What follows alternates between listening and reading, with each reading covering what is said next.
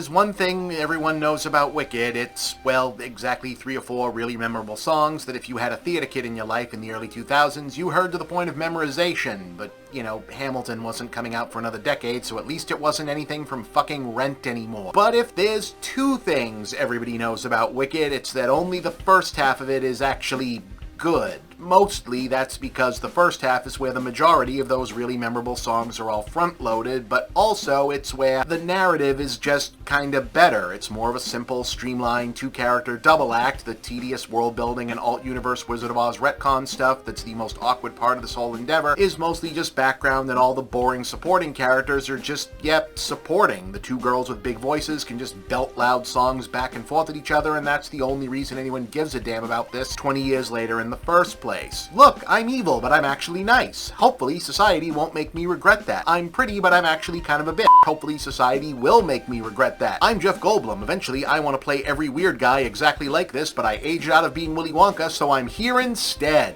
But yeah, the first half of this works well enough because it's mostly just 2 charismatic leads going at each other in a functional schoolgirl rivalry story, and the second part doesn't work because now we're speedrunning a bad guys or the good guys. Doesn't that kind of blow your mind in 1995 when this was a new idea for a book mirror version of the Wizard of Oz storyline? So Elphaba and Glinda don't have as much screen time together, and instead of relatively straightforward character dynamics, it's this twisting, convoluted, sides-changing, backstabbing, secret plans, implausible turns, overplotted thing that tries to wrap its new story around the original story while also working in new origins for familiar characters, which basically amounts to the boring supporting players they hope you remember from part 1 intermittently showing up again to get bitten by radioactive plot contrivances so they can morph into people you remember from The Wizard of Oz and go, oh, so that's where he comes from. And it all just feels very perfunctory, obligatory, which is kind of the theme for the whole thing, and which, let's face it, it is. All of this is. At least 80% of the reasons to make a movie of Wicked at all are in the first half of Wicked. You could conceivably have just taken a buzzsaw to the actual content of the piece, trimmed the whole production down to a still probably too long single feature, and gotten it into theaters as a one and done, but people would have said it was missing stuff, and fans of the show would have argued about what was cut for decades, and it would have drowned out whatever work the cast actually did, and the cast is working really hard here. They made both of these movies the way they did to make the first one, which I thought was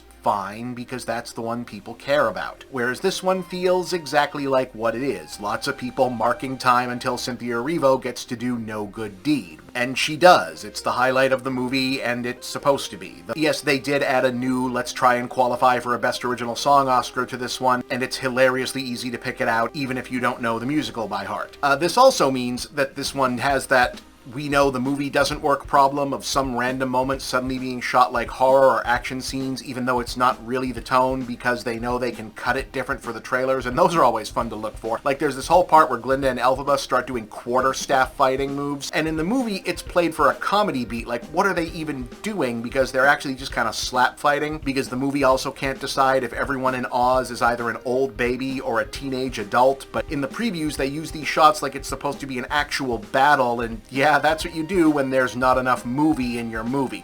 Anyway, call this a 5 out of 10. Look, nobody's deciding whether to see this based on my vote, so yeah.